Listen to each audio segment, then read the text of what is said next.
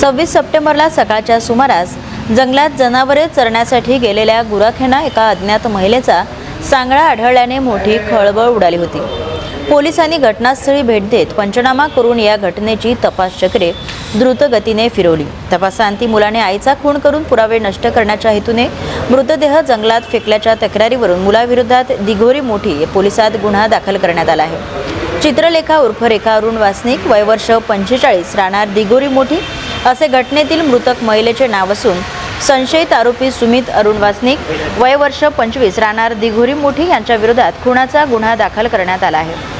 लाखांदूर ते साकोली राष्ट्रीय महामार्गावरील दांडेगाव जंगलामध्ये एका विवाहित महिलेचा सांगडा आढळला होता।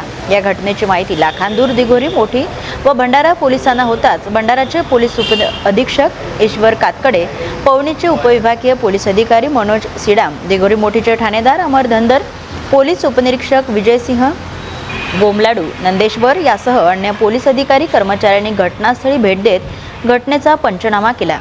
यावेळी पोलिसांनी घटनास्थळावरून महिलेच्या डोक्याची कवटी, हाताची हाडं, साडी, मंगळसूत्र व प्लास्टिक पोतडी यासह अन्य साहित्य घटनास्थळावरून हस्तगत केले।